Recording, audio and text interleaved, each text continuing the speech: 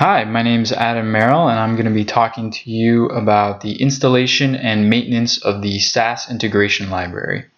Right now, I'm currently on the GitHub page, and I'm on the development branch. This will be the master branch by the time anybody else begins working with it. So let's dive right in. So if you navigate to Documents, and then from here, you can actually view the installation and maintenance documents that we'll be going over with some of the large pictures.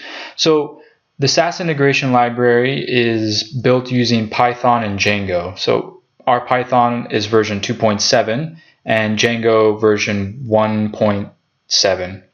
And what you want to do is you'll want to clone this repository. I have that here. You just go to your terminal and enter that where you want it to be. And then you also want to make sure you have Python and Django like I mentioned. You also want to have pip installed. And the reason you want pip installed is because once you have gotten the documents and you navigate to this folder, then you can run sudo pip install -r pip requirements, and that'll install all the dependencies that we have for the libraries within the application. And by that point, you have everything you need to get going. So if you want to just run it locally just to see how it works, you can just go to your terminal and you navigate to that same folder, which is where the code is stored, and you'll go ahead and you'll run python manage run server, as you can see right here. And once this is done by the Django framework, and once you've done that and hit enter, you'll get a screen somewhat like this.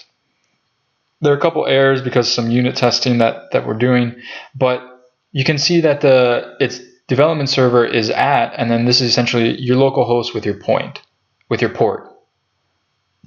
So if you navigate to this in your web browser, you do /SIL, then you'll be able to actually hit the website locally. So if you want to get into the remote server, then what you'll need to do is go back to your terminal and you'll need to SSH into the remote server. This username will probably change depending upon who's actually utilizing it. But if you type in this command, replacing this with your username, and then you'll have to enter your password for that username, then you'll be logged in to the remote server. You can see this has changed. So from there, we have the actual server running on a different screen. So if you type in this command, screen-d-r, then you'll get a screen somewhat like this. And so you can see that the server is running and people are accessing it at different times and different things are loading. And if you want to exit out of this to say update the Git repository or edit a file directly or check something, you would simply do Control-C and then do whatever you needed to do in order to get going. And then to run it again, you would actually do the same steps as you did for the local, except the difference is that you would put in an actual IP address with a port attached to it.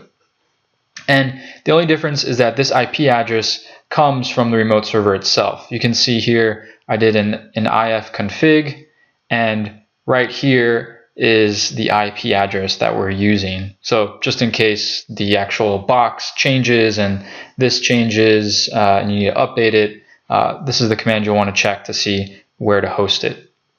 So once you're done running it again and you want to leave, you would press Control-A and then D. And what this does is it leaves the server running and allows you to screen over and then exit from the SSH, which all you do is an exit command.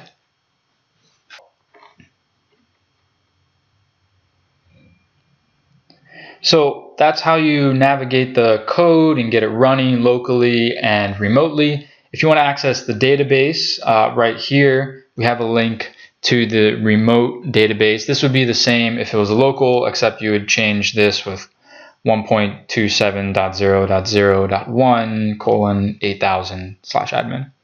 And you'll enter the credentials. SIL admin is the username and SIL data is the current password. And once you've logged in, then you have access to various features within the database. Namely, if you want to add or delete things from these tables, API credentials, APIs, and calls, you can go in there and do that manually. Okay, so that's an overview of installation, maintenance, accessing anything. Hope you enjoyed it. I hope it's useful. Thank you.